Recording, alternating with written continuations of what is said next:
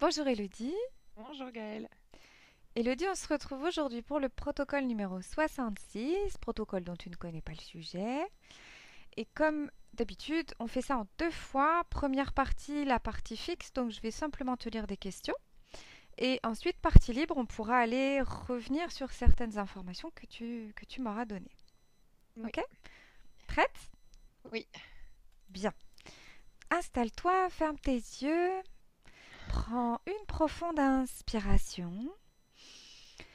Et je vais compter de 5 à 1 et tu vas tranquillement rentrer dans cet état parfait idéal pour toi pour pouvoir aller mener cette investigation. Prends à nouveau une profonde inspiration et je commence le décompte avec le 5.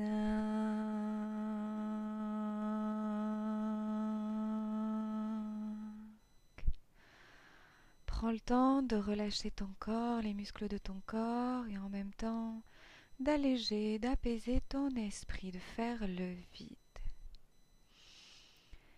4.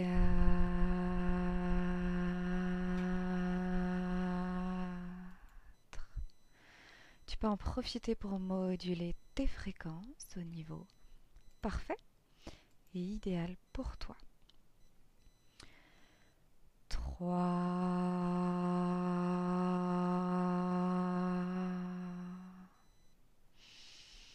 Connecte-toi tranquillement à tes ressentis, à tes énergies.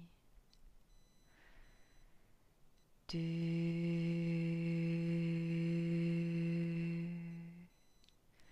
Et tu arrives dans cet état parfait, dans cet état idéal pour pouvoir aller explorer ce sujet d'investigation.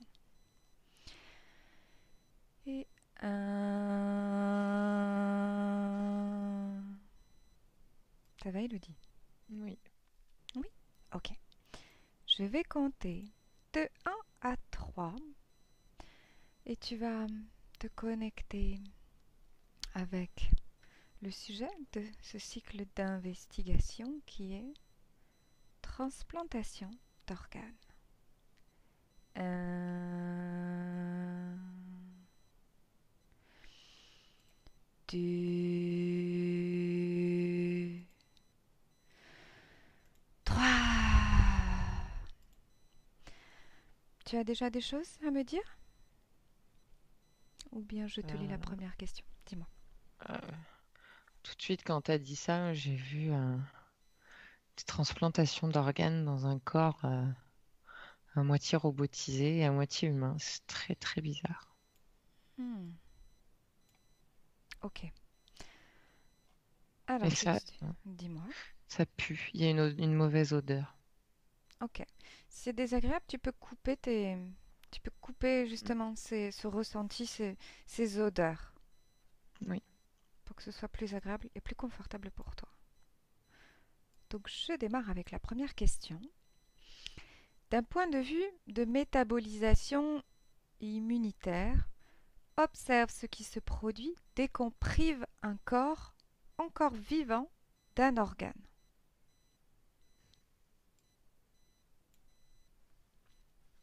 Il y a comme un affolement Mhm, du reste du corps.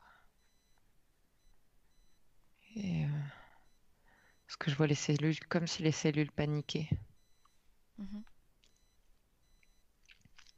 Mais je vois un autre cas mhm. où cette espèce de mouvement de panique, on va dire, cellulaire, il dure quelques secondes. Et ensuite, c'est comme comme s'il y avait des ponts qui se créaient Mhm. pour pallier le manque de cet organe.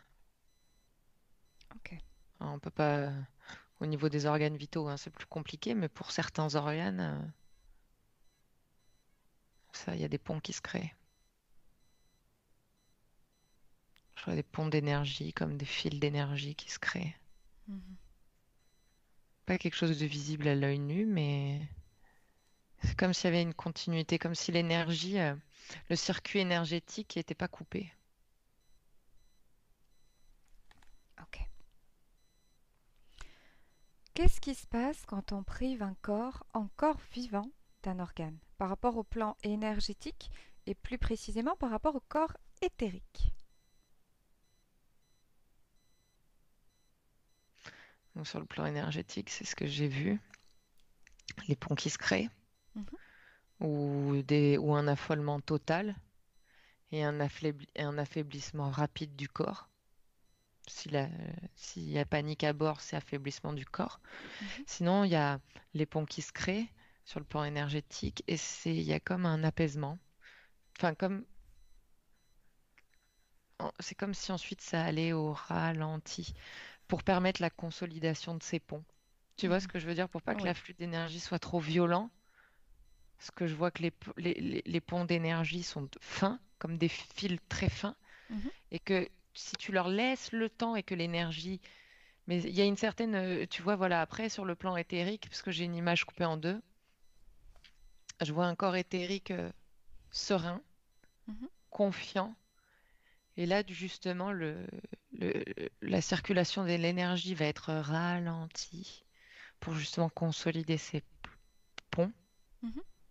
pour pallier au manque de l'organe. Et de l'autre côté, sinon, c'est panique à bord et le corps éthérique est en souffrance. Mhm. Et il peut même ressentir des douleurs. Mhm. Ouais. Et il n'y a pas besoin, au niveau du corps éthérique, il n'y a pas besoin d'interférence extérieure. Ça veut dire que si la partie éthérique,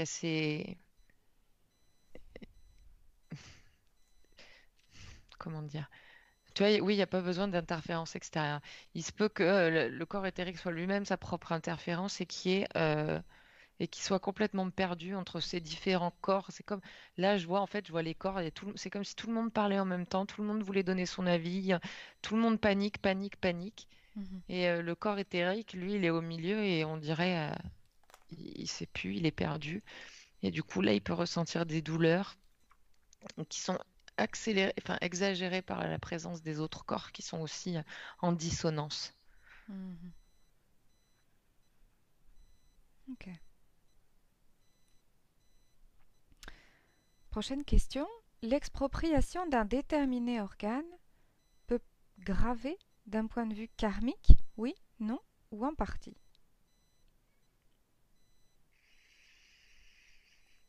Non. Enfin,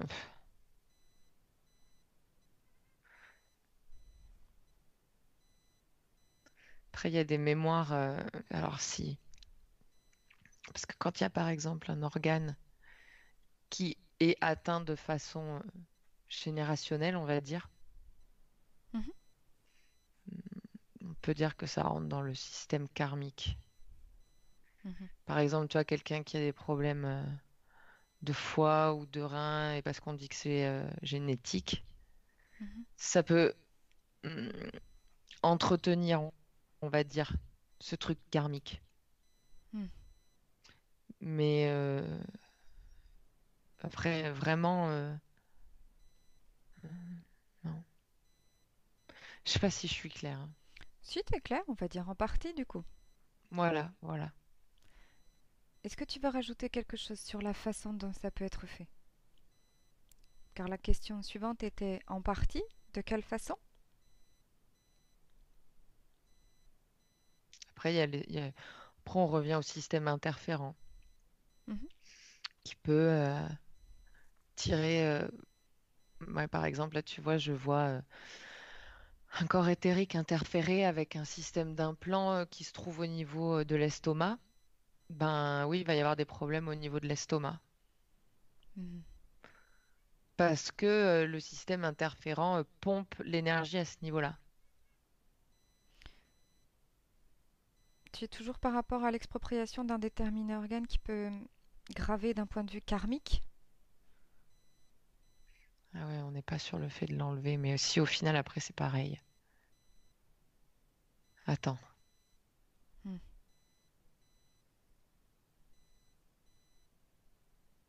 Ah ok. Ah là, j'ai quelque chose de plus que je comprends mieux aussi, qui sera plus facile à expliquer. Dis-moi. quelqu'un qui décède, par Mhm, exemple d'un accident de voiture. mhm, On lui prélève son cœur pour le donner à quelqu'un d'autre. mhm, Effectivement, la partie éthérique, si elle est interférée, mhm. va être complètement perdue parce qu'il y aura comme un attachement à ce cœur, si tu veux. Mhm. Il y aura une espèce de programmation interférente qui va lui dire que c'est son cœur et que du coup, bah, maintenant, elle passe et elle a une partie d'elle. D'ailleurs, ça me donne la tête qui tourne. C'est assez hallucinant c'est très perturbant. Prends du recul si c'est pas confortable. Prends du recul et tu ne fais que observer. Coupe tes ressentis. Ouais. Et on va lui faire croire que donc bah, son cœur est dans un autre corps et que du coup, bah, la vie un peu de la personne va enfin, pas lui appartenir, mais c'est comme si le corps éthérique va s'identifier à ça, mais et va pas comprendre en fait pourquoi ce corps dans lequel son organe a été mis, il a un autre corps éthérique. Enfin, il y a comme un... Ça, c'est ça, cet effet de tête qui tourne, il y a un effet de perte d'identité, de plus savoir qui on est. Et c'est quelque chose qui, oui, peut se rejouer avec ce qu'on appelle le karma. Ok. Que le fait d'avoir une confusion et une perte d'identité peut se rejouer encore et encore. Mhm. L'expropriation et est-ce que ça va, Elodie? Besoin de te déconnecter ou tu... Ça va, Ça va? c'est bon. Ouais. Ok. L'expropriation d'un déterminé organe peut graver d'un point de vue spirituel et de l'âme?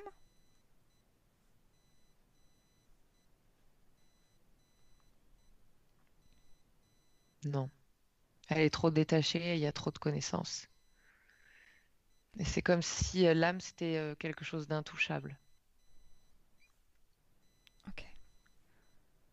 Qu'est-ce qui se passe quand on prive un corps encore vivant d'un organe par rapport au plan généalogique?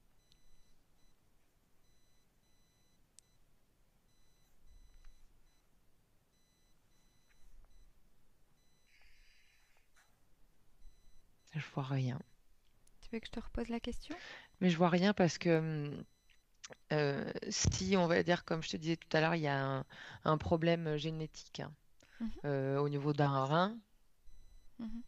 que le problème génétique qui est transgénérationnel, du coup, va pas se transmettre à la personne qui reçoit le rein, mais va rester propre à la personne au donneur de rein et à sa descendance. Je vois pas de transmission. Ok. Donc, prochaine question. Y a-t-il des manifestations, réactions, transformations qui se produisent toujours à chaque fois qu'un organe est exproprié depuis un corps vivant? Oui, non ou en partie?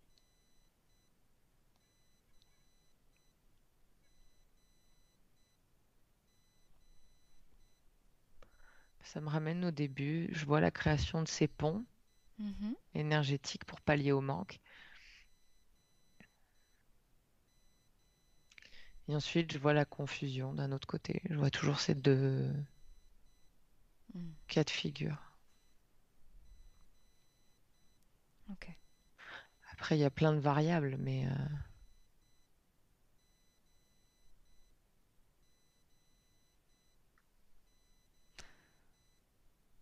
Prochaine question.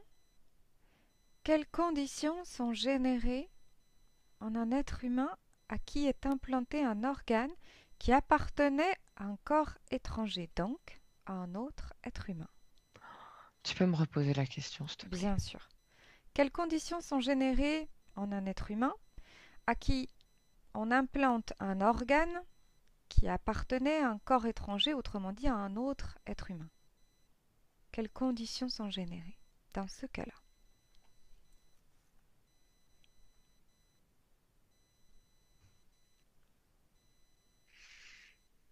Il y a acceptation ou il n'y a pas acceptation. Il y a compatibilité ou pas compatibilité. Mhm. Il y a justement le corps éthérique qui rentre en,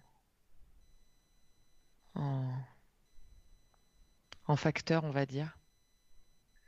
Si le corps éthérique est serein, ça va être serein. Si le corps éthérique est torturé, ce sera une torture. Et je vois qu'il y a des corps physiques qui ont du mal à accepter l'implantation d'un autre corps, d'une autre partie. Et ça, je trouve ça dégoûtant du coup. Il y a vraiment beaucoup, beaucoup, beaucoup de corps qui rejettent en fait. C'est pas fait pour. C'est comme si c'était pas fait pour quoi. Mhm. Ouais, c'est comme si c'était pas fait pour.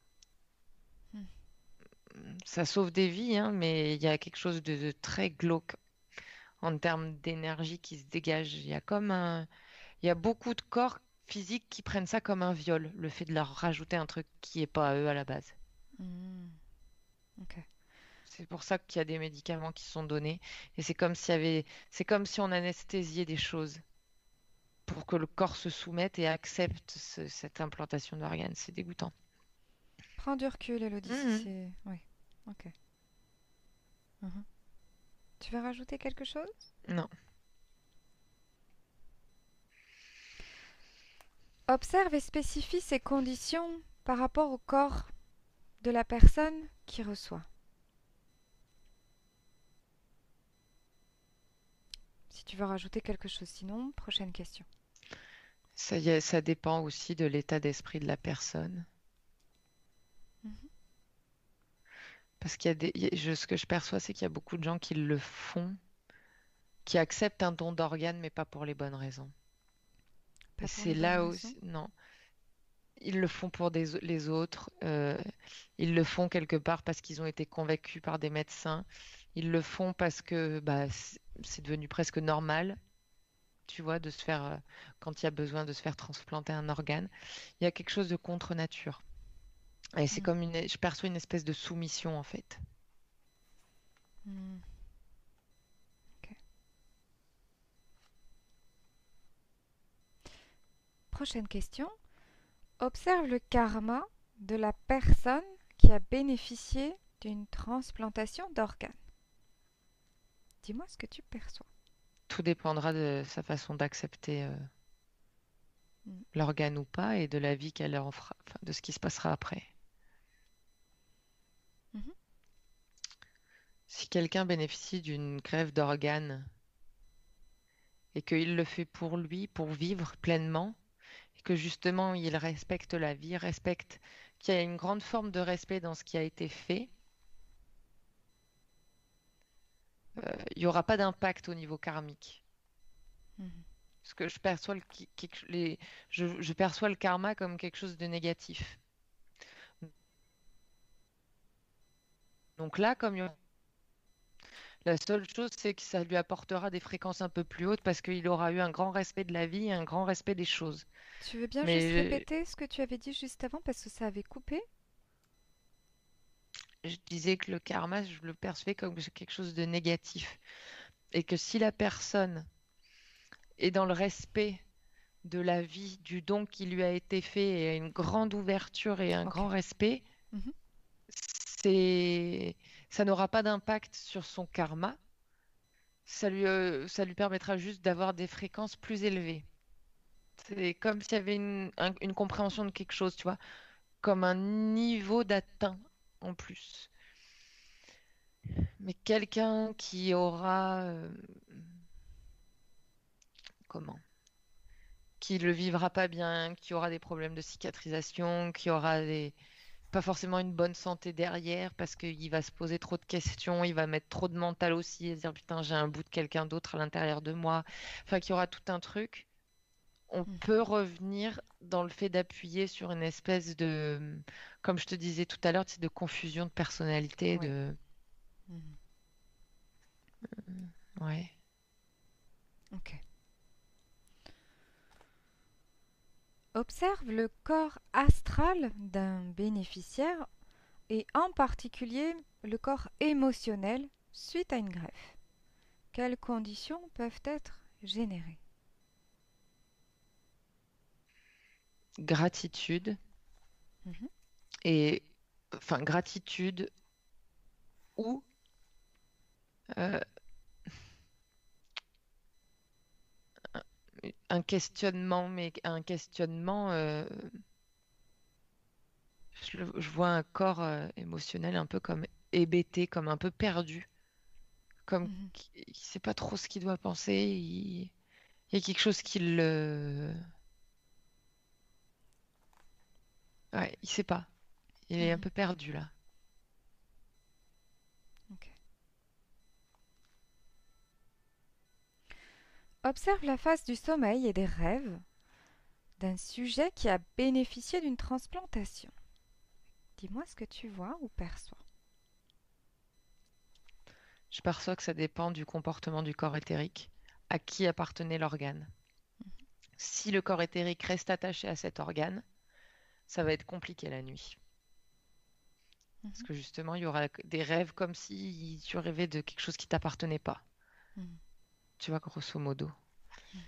Que si la partie éthérique a complètement lâché cet organe, on va dire, parce que ça faisait que partie du véhicule qui était le corps, Mhm. ça devient l'organe à part entière de l'autre personne. Pour lui, hein, parce qu'après, tout dépend aussi de la personne qui reçoit, hein. Mais il y aura pas d'interférence du corps éthérique, quoi. Si le corps éthérique a lâché l'organe, Mhm. bah, après, ce qui dépendra au niveau du sommeil, ce ne sera que la création du corps physique qui a reçu l'organe. Ok. Prochaine question. Observe la phase du sommeil et des rêves du donneur et du bénéficiaire dans le cas où le donneur est encore vivant. Bah, je vois que comme ce que je viens de te dire avant, ça dépend. Mhm. Mais ça reste plus serein Mhm. parce que ce que je perçois, c'est qu'en général, quand ça arrive, j'ai l'impression que c'est dans plus de 80% des cas, le receveur connaît le donneur. Mhm. Et donc, du coup, il y a comme quelque chose qui se coupe entre les organes. Tu sais, justement, le corps éthérique euh, du donneur ne doit pas faire face à sa mort. Donc, c'est plus simple. C'est comme si c'était un don, comme si c'était un cadeau. Mhm. Il y a quelque chose de plus serein. Et même pour le receveur. Ok, Il n'y a pas plein de questions et de mental qui rentrent en ligne de compte. ok. Prochaine question.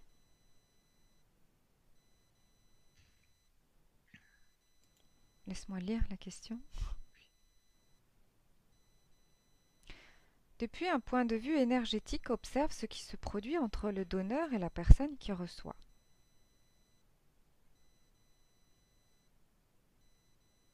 Quand les deux sont vivants, C'est pas précisé. Alors je te laisse me dire alors ce moi que tu vois. je suis toujours sur quand les deux sont vivants, il y a comme un don. Un don. Un don, même au niveau énergétique, il y a comme un don. Un don énergétique. Ouais. Comme si le donneur donnait une partie d'énergie, de son énergie, mais qu'il détache de lui, hein. Ça reste pas attaché à lui. Je vois qu'il donne quelque chose, hop, Mhm.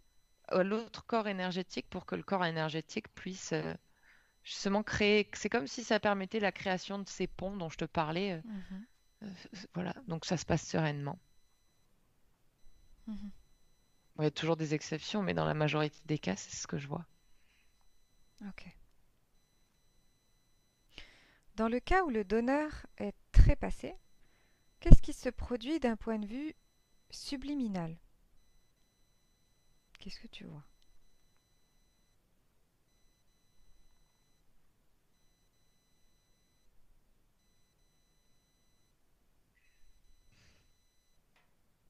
Ça dépend.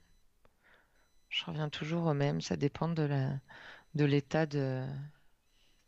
la partie subliminale. Hmm. Si elle est sereine, ce sera serein. Si elle n'est pas sereine, ça sera pas serein. Ok. Je vois une partie subliminale complètement affolée et j'en vois une autre complètement sereine. Mhm. Hmm. Ouais, Tu veux ajouter autre chose? non. Dernière question. Quelles autres conditions peuvent aller se créer sur le sujet qui a reçu un organe? On va dire que c'est une question ouverte. Et tu vois, le premier truc qui me vient, c'est des troubles mentaux. Alors à moindre échelle, hein, mais des troubles, oui, de la personnalité. Hmm. Le mental, beaucoup de mental. Beaucoup de mental autour de ça et ça peut être très perturbant. Ouais. Parce qu'en plus, il y a des sensations physiques. Parce que si le mental s'accroche, je vois que niveau physique, c'est pas, ça se Hmm. passe pas bien. Bon, Mhm. après, les deux sont liés. Donc après, chacun, ils font, tu sais, c'est comme, enfin, ça fait que amplifier, l'un ne fait qu'amplifier l'autre et c'est, voilà, et c'est en boucle. Et c'est pour ça qu'après, j'en reviens encore, ça me ramène à ces médicaments anti-rejet là qui anesthésient une partie du corps. Mais là, je vois qu'en plus, on peut y rajouter par-dessus des antidépresseurs, ou enfin, je sais pas trop comment on appelle ça, Mhm. mais pour éteindre un peu ce qui se passe dans la tête. Mhm. Si tu regardes, vu qu'on est parti sur la partie libre, si tu regardes ces médicaments, est-ce que dans 100% des cas, il s'agit justement de cette action de soumettre Je vois que des cellules qui sont comme des petits, c'est dans les que- médicaments? ouais, enfin, l'effet qu'il y a sur le corps. Mhm. C'est comme si ça, ouais, ça soumettait les cellules à faire quelque chose et que les cellules qui sont quand même, elles savent ce qu'elles doivent faire, mais elles sont libres. Là, elles le sont pas. C'est comme si je les voyais marcher les unes derrière les autres, tu sais, Oui. de façon complètement éteinte. Et justement, il n'y a plus cette étincelle non plus. Quand tu regardes un corps qui va bien, c'est plus les cellules, ça part dans. Enfin, oh, c'est lumineux, ça brille, c'est waouh, waouh, waouh. Là, Et c'est justement, triste. sur un cas où tu me disais, tu me parlais de ponts d'énergie qui se font et que tout dépend de l'état d'esprit de la Mm. partie éthérique, si tu regardes sur une partie éthérique qui va bien, qui est saine, que se passe-t-il pour elle lorsqu'elle prend ses médicaments? Ça n'a pas vraiment de. C'est comme si ça n'a pas vraiment d'effet parce que c'est comme si, à la limite, les, l'effet des médicaments suivait ce que décidait la partie éthérique. Donc, suivez les ponts. Je sais pas si c'est clair. Est-ce qu'ils apportent un bienfait? Pas plus. Ok, pas plus. Non. Ok. Mhm. Tu me parlais aussi de dons énergétiques entre Ouais. donneur, receveur. Est-ce que tu veux bien regarder dans ce don énergétique s'il y a justement transfert d'énergie et à quel niveau, quelle échelle quand tu parles de don énergétique? Bah, c'est comme si la partie énergétique, par exemple, elle savait un rein, elle connaissait la valeur énergétique du rein. Tu vois, à son plein potentiel. Sa vibration, voilà, sa valeur énergétique. Eh ben, c'est comme si la partie énergétique, elle l'offrait une boule d'énergie à cette fréquence-là, en fait. De la valeur qu'il faut, de la valeur à laquelle un rein, voilà, on va prendre l'exemple du rein, normal, vibre énergétiquement. Tu veux dire que le donneur donne cette espèce de boule d'énergie au Ouais, receveur? ouais. Mais Ok. ça lui coûte pas. C'est une Uhum. partie de lui qui donne, mais comme il le fait volontiers, il y a pas de perte pour lui. c'est aussitôt. Tu sais, il se crée pas un trou, quoi. Je vois pas à un moment donné un trou Ok. au niveau de son corps énergétique. C'est pleinement voulu, c'est pleinement conscient, Mhm. mais toujours, on est toujours là quand les donneurs sont vivants. Et encore plus quand ils se connaissent. Mhm. Là, c'est vraiment quand le donneur est vivant, hein. Jamais quand le donneur n'est pas vivant, quand le donneur est mort, tu ne vois pas ce type de cas de don énergétique? Si, mais c'est pas aussi simple. Parce que le receveur ne l'accepte pas toujours. Mhm. Non.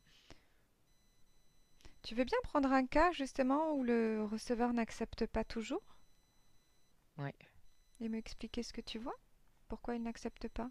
Oh, bah, je vois clairement qu'il y a une interférence derrière lui, enfin oh, zut, une entité, et qui lui dit non, on n'accepte pas. Et comme Entité il est sur le receveur? oui, Ok. et je vois même qu'il envoie une image mentale pour que l'autre ne voit pas le corps, parce que le corps énergétique est beau et lumineux. Et c'est comme si il y avait un écran mental devant qui était envoyé pour qu'il ne le voie pas.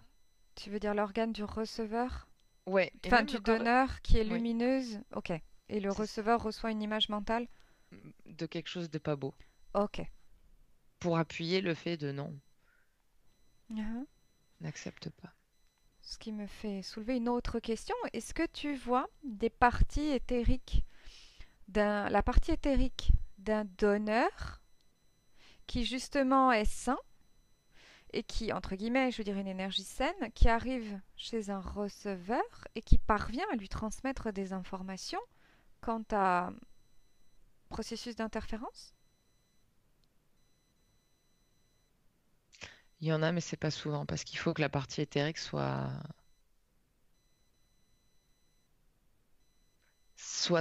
très forte, parce que de ce que je perçois, c'est qu'il y a tout de suite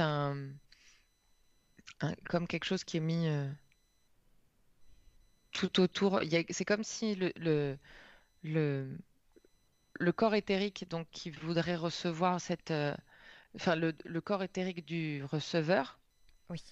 c'est comme si on le mettait dans une sphère où justement c'est compliqué pour l'autre, vu qu'il a plus son pouvoir, tu vois, et que c'est l'interférent qui, pour la plupart du temps quand même, est 100%, euh, gère 100% la sphère énergétique de la personne.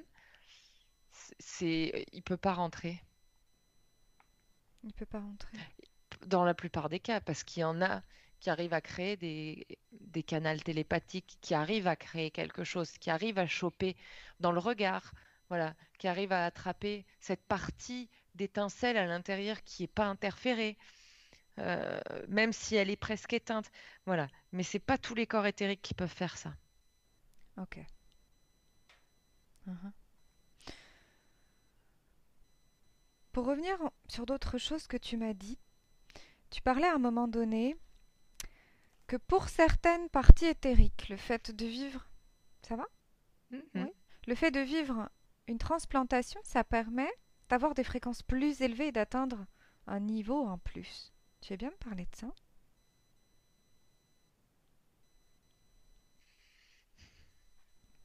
Ça me parle de lâcher prise. Ça m'emmène au lâcher prise, au respect de la vie dans sa grande unité. Il faut, oui, c'est comme si la partie éthérique et le corps, là, il y a un alignement de tous les corps. C'est comme si c'était le fait de recevoir un organe, c'était une expérience justement prévue. Tu as un cas particulier devant toi? Tu veux bien en choisir un? En observer un? Je vois un monsieur Oui. qui est fleuriste. Tu veux bien regarder ce qui se passe avant qu'il ait besoin d'une transplantation? Qu'est-ce qui se passe? Pourquoi a-t-il besoin d'une transplantation?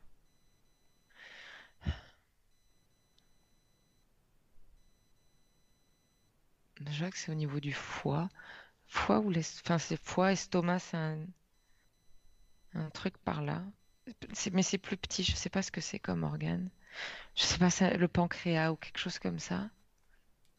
Mais quelle est la raison, les besoins d'avoir une C'est ça. transplantation? Ben, en fait, si tu veux, c'est ce que je vois. C'est que là, donc là, on est sur de la mémoire transgénérationnelle. C'est comme si il y avait des mémoires transgénérationnelles qui s'étaient cristallisées dans ce pancréas Ok. et que lui était là, en fait, pour faire ce nettoyage transgénérationnel.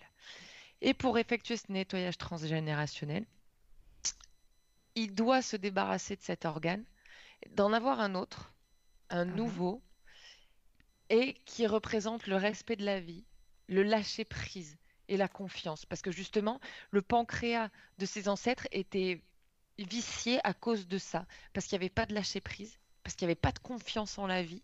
C'était quelque chose de très... Je vois que sa famille, avant, ses ancêtres et tout, même son père, parce que ça venait du côté de son père, il y avait une énergie très, très fataliste, quelque chose de très dur, très Mhm. fermé.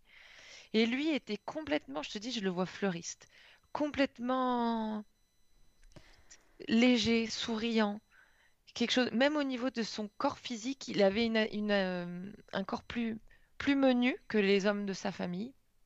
Et Mhm. en fait, lui est venu pour nettoyer tout ça. Et le fait de lâcher prise sur la disparition de cet organe, c'est comme si, voilà, il fallait retirer cet organe pour qu'il en ait un autre et qu'il accepte et qu'il soigne en fait toutes ces mémoires transgénérationnelles pour les générations suivantes.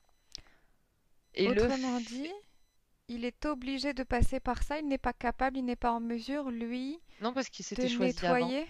Non, ils avaient choisi que ça ce serait comme ça. Ils Parce avaient qu'il fallait choisi. oui, parce il fallait qu'il y ait un impact fort. Quand tu Il dis fallait ils avaient que choisi, tu vois quelque chose en particulier? je le vois lui. Enfin, je vois sa partie éthérique à ce monsieur fleuriste. Mhm. Je le vois qui parle avec quelqu'un d'autre, Mhm. de son choix d'incarnation, Mhm. mais il est absolument pas interféré. Il est totalement libre. Mhm. Pourquoi Et tu dis ils avaient choisi? parce que, enfin, quand je dis ils avaient choisi, c'est que je le voyais parler avec cette personne en fait. Mais c'est lui qui a choisi sa façon de Ok. totalement libre. On lui a proposé plusieurs choses. On lui a proposé plusieurs Oui, choses? cette personne. Je lui disais voilà, tu peux parce qu'il avait choisi, il savait que de toute façon c'était à lui de nettoyer ça. Il choisissait de s'incarner dans cette famille pour aider à nettoyer ses mémoires transgénérationnelles. Et on lui a proposé plusieurs On lui a euh, proposé. euh, Ok. scénarios, on va dire. Et c'est lui qui a choisi celui-là Hmm. parce qu'il sentait que le fait qu'il y ait une opération lourde, justement, qu'il y ait une transplantation, ça aurait un impact. Tu vois, parce qu'on se souviendrait de ah oui, mais c'est le tonton qui s'est fait, qui a été transplanté. Mhm.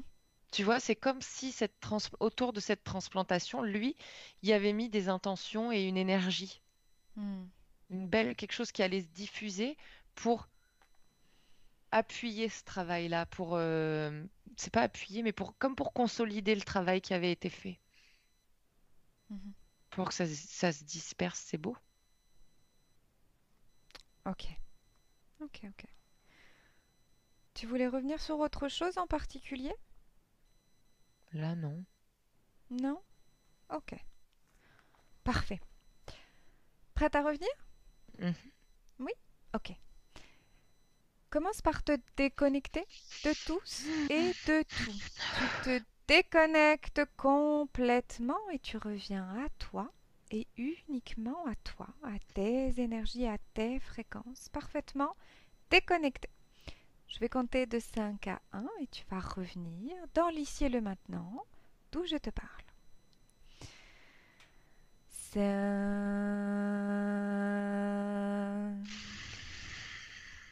Prends le temps de monter tes fréquences, de te concentrer sur tes propres énergies, sur tes propres fréquences. Tu peux les moduler, les monter au niveau parfait idéal pour toi, de manière à ressentir des émotions qui te plaisent. 4.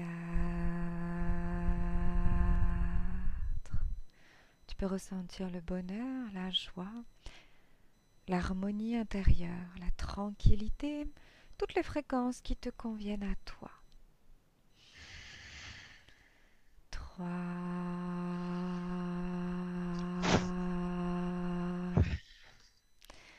Et laisse la légèreté s'installer, s'imprégner dans tout ton espace et se diffuser sur tout ton corps physique, comme si tu pouvais ressentir toutes tes cellules qui se régénèrent.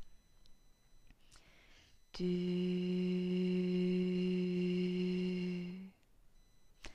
Tu peux commencer à ramener du mouvement, bailler, faire le vide, ressentir à nouveau ton corps physique, tes muscles. Et à 1, quand tu es prête, tu peux ouvrir les yeux. Comment ça va? Ça va, ça va. Bien, tu te sens comment? Bien. Bien, parfait. Eh bien, merci Elodie Merci à toi. et à bientôt. À bientôt. Benvenuto a questo nuovo video di Disclosures. Oggi parliamo della cosiddetta sessione di ipnosi investigativa. In realtà non esiste una sessione di ipnosi investigativa. Non che non si possa fare investigazione di ipnosi, però è che non esiste una sola sessione di ipnosi per dire si è fatta investigazione, per prendere quell'informazione come buona. Perché? Sappiamo intanto che l'informazione che arriva in ipnosi è molto contaminata. La percentuale di inquinamento dell'informazione è altissima. Pensate a questa informazione che viaggia per tantissime dimensioni, attraversa densità, passa per coscienze che volontariamente o involontariamente possono distorcerla. E poi arriva infine alla persona che sta in ipnosi, che ha una coscienza, ha una mente, ha un'esperienza e interpreta questa informazione secondo la sua struttura mentale, secondo le sue credenze, che per quanto si possa essere più o meno liberi mentalmente, liberi pensatori, sempre c'è una parte subliminale che interpreta in base all'educazione ricevuta, alla cultura e perché no, anche tutte le esperienze di esistenze passate che ancora lasciano un segno in noi. Per capirci, è come se dovessimo parlare con un'altra persona immersi nell'acqua, a qualche metro di distanza, cercando di utilizzare un mezzo, che è quello della corda vocale, che è fatto per produrre suoni da trasmettere nell'aria. Noi stiamo utilizzando questo strumento per far passare un'onda sonora nell'acqua o in un liquido. Chiaramente il suono viene completamente distorto, sempre ammesso che sia per il nostro corpo facile e non difficoltoso poterlo fare senza avere dei problemi come ingurgitare acqua o eccetera. Ma non solo. Supponiamo che per questo tipo di comunicazione utilizziamo anche due lingue diverse, per esempio un italiano e un russo o un giapponese. Per quanto possiamo anche interpretare il labiale, non possiamo capire quello che ci sta dicendo, perché la lingua è diversa. La lingua, diciamo, da dove parte l'informazione a dove arriva è completamente diversa, il codice, il linguaggio è diverso. Ma possiamo anche cercare di capirci attraverso i gesti, attraverso le espressioni facciali. Per quanto sia ipoteticamente facile poterlo fare sott'acqua, però non dobbiamo dimenticare che l'acqua non è l'aria e può distorcere l'immagine, ma non solo. Dobbiamo anche pensare che l'altra persona, che parla un'altra lingua, che viene da un'altra cultura, potrebbe interpretare i segnali che noi interpretiamo come X in Y Per noi un sì è abbassare la testa dall'alto verso il basso, per esempio, sì, e il no da sinistra verso destra, no. In alcuni paesi orientali, come le Filippine credo o qualcun altro, utilizzano esattamente gli stessi segni, ma al contrario. No, sì. Immaginate due persone di queste due culture che stanno cercando di comunicare in maniera così difficoltosa e alla fine non gli rimane altro che interpretare il linguaggio corporale. Sì, che per l'altro invece no. Cosa voglio dire con questo esempio estremo? Che l'informazione da dove parte a dove arriva viene completamente deformata. Non sappiamo esattamente quale percentuale perché ogni situazione è a sé stante, però la percentuale di inquinamento, di distorsione, di contaminazione di questa informazione è assolutamente alto. Quindi fare una sessione investigativa, mettere una persona in ipnosi e chiedere di Tizio Caio Sempronio di una situazione o chiedere certi dati è assolutamente controproducente, è assolutamente inutile. Quindi vi chiederete cosa fate allora voi quando fate ipnosi, quando fate delle domande, quando cercate delle risposte e con queste informazioni che vi arrivano lavorate sulla situazione esoterica del cliente. Beh, non facciamo altro che recuperare questa informazione solamente per arrivare al problema del cliente e poi lavorarci. Quindi il valore dell'informazione non è quello di un'istruzione, quello di memorizzare dei dati e di prenderli per buoni, ma è un veicolo di movimento, di trasporto verso la causa del problema per poi lavorarci. Quindi lo scopo di questo tipo di informazione che si prende dalla singola sessione è completamente un altro. Come si fa quindi? Investigazione in ipnosi. Il lavoro non è semplice, il lavoro è lungo, difficoltoso, stancante. È necessario farlo anche in squadra perché bisogna moltiplicare il numero di sessioni da fare e una sola persona potrebbe farlo soltanto in un tempo estremamente largo. Noi abbiamo delle informazioni che prendiamo ormai per buone, ci lavoriamo, danno dei risultati e quindi per noi sono buone. E come abbiamo fatto ad avere queste informazioni?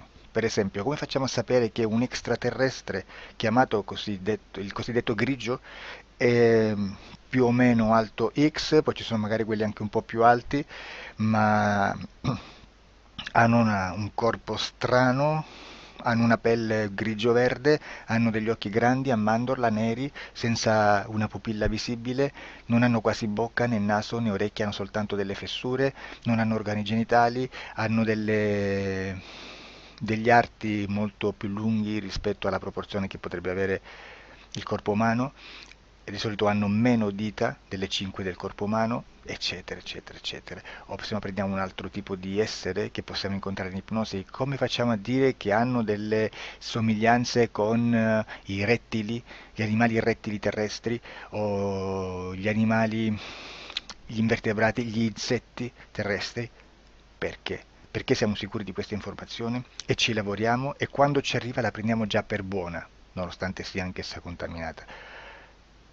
Perché queste informazioni sono arrivate da tantissime sessioni, fatte da tantissime persone, con tantissime altre persone sotto ipnosi e che nel contesto di tutto il lavoro gli uni non sapevano degli altri. Questo dato può essere più o meno rilevante, sempre c'è contaminazione e quindi possiamo prendere per buono anche un gruppo di lavoro dove l'uno possa sapere dell'altro. Ci potrebbe essere una contaminazione del contesto di quel gruppo di lavoro, ma si aggiunge semplicemente una piccola percentuale di questa contaminazione a già la grande che esiste. Non è così impossibile lavorarci.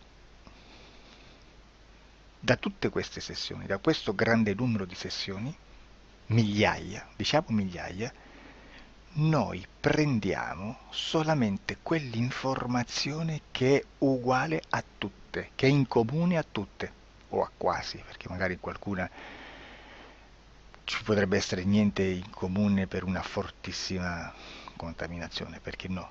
Ma dobbiamo prendere una stragrande maggioranza proporzionalmente abnorme rispetto a quello che potrebbe essere un minimo di scartabile,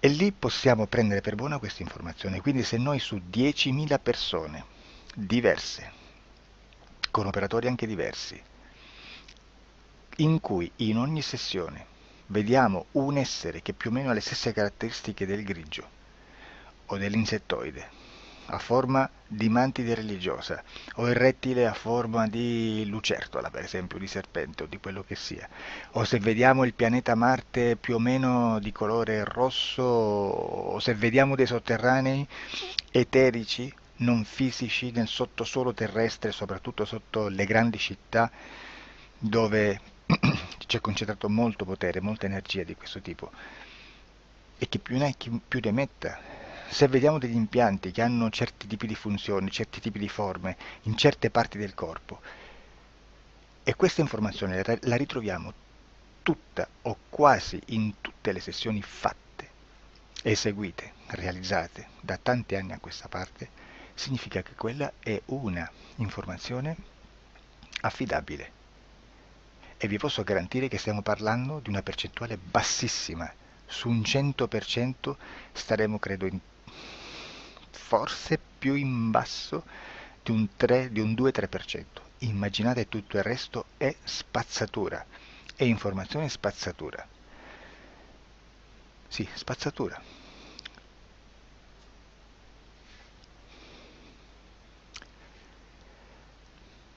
C'è anche un'altra cosa da dire. Supponiamo che un operatore faccia un'ipnosi e voglia andare a vedere cosa fa Tizio, cosa fa Caio, cosa fa Sempronio. Arrivano delle informazioni e si dice che Tizio è biondo, Caio è zoppo e Sempronio è uno sportivo. Intanto già abbiamo detto che una sessione soltanto non serve, d'accordo?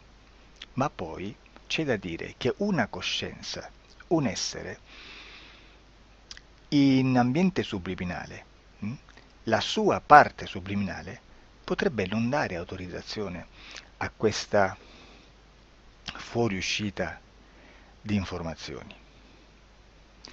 Mi potreste dire, e allora tu quando chiedi agli esseri cosa fanno, cosa non fanno? Beh, intanto la prendo sempre con le pinze, perché abbiamo sempre detto che tutto è molto contaminato e mi serve solo per dirigermi da una parte. Ma c'è anche da dire che se un essere interferisce con l'altro, ha aperto un canale di comunicazione a cui non può ovviare, a meno che non lo recida, non lo annulli. Quindi quando io faccio la domanda a un essere, se lo faccio attraverso l'interferito, mi arriva l'informazione per un canale aperto che sottostà alla volontà dell'interferito. Sulla volontà dell'interferito parleremo in un prossimo video disclosures. Però, se io voglio fare un'investigazione sopra Tizio, Caio e Sempronio, che non hanno nessun collegamento, nessuna interazione e nessuna interferenza con il soggetto con cui io sto realizzando l'ipnosi, non è detto che mi arrivi questa informazione. Assolutamente. Potrebbe esserci completamente un muro. Come potrebbe esserci informazioni, perché quell'altra parte potrebbe autorizzare comunque. Ma non è detto.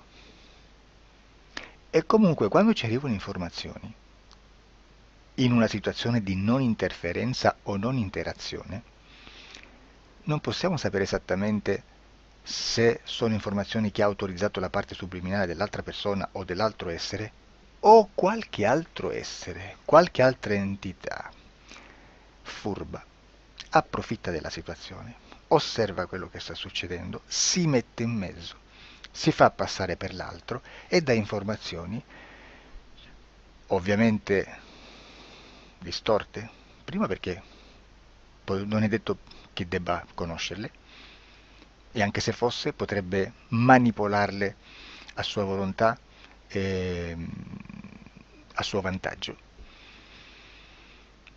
E quindi immaginate che situazione ridicola ci si viene a trovare, in quale situazione ridicola ci si viene a trovare in questi casi.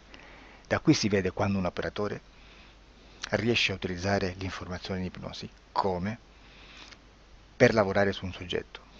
Da qui l'osservatore attento delle sessioni di ipnosi riesce a capire se quell'ipnosi è un'ipnosi affidabile, un'ipnosi con un livello di informazione certa, con una alta percentuale di informazione certa. Non vi nascondo che in futuro potrei anche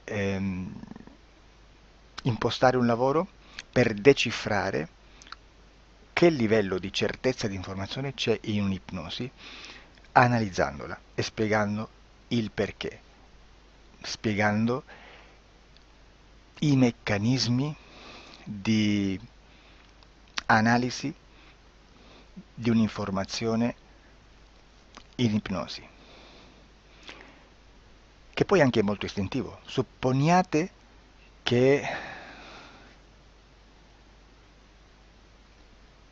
che dobbiamo cercare un'informazione su internet, per esempio un fatto di cronaca. Voi preferite mettervi su un sito ufficiale? A caso. L'ANSA in Italia, ADN Kronos, qualche telegiornale che per quanto possano manipolare l'informazione ad alti livelli, comunque possiamo dare affidabile la fonte dell'informazione che viene trasmessa. Non possono trasmettere una bufala sicuramente. Verrà sicuramente manipolata ad altri livelli. Ne parleremo in altri video, ma a livello base la fonte è certa. Sicuramente non andrete a cercare questa informazione sul primo sito, il primo blog che vi passa davanti e magari ha 4 followers. Perché? Perché non vi dà nessuna garanzia della certezza della fonte. Non c'è un controllo né nella struttura interna di questa agenzia di informazione e né dal grande pubblico che per la quantità di persone che attingono quell'informazione si può dedurre se l'informazione è certa o meno, perché è un'informazione che passa in un pubblico così vasto che se ci dovesse essere una distorsione con la realtà è molto probabile che venga fuori. Credo che abbia detto quasi tutto sulle sessioni investigative. Prima di chiudere aggiungo che proprio per questo stiamo conducendo dei cicli di investigazione in ipnosi regressiva che comprendono tante sessioni con persone diverse, con una buona o eccellente suscettibilità ipnotica sicuramente,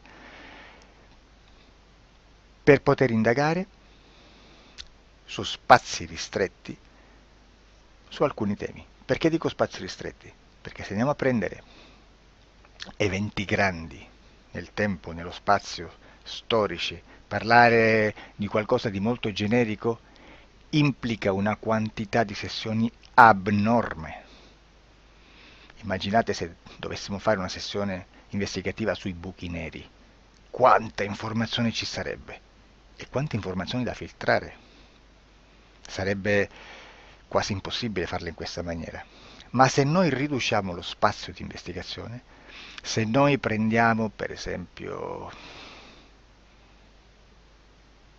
investighiamo sulla pedofilia nella Chiesa Cattolica, ecco, se già restringiamo il campo d'azione, è molto più facile che possiamo attingere informazioni affidabili, presuntamente affidabili, con un numero di sessioni sicuramente alte, ma ridotte rispetto ad altri tipi di sessioni molto più generiche, su temi molto più generici.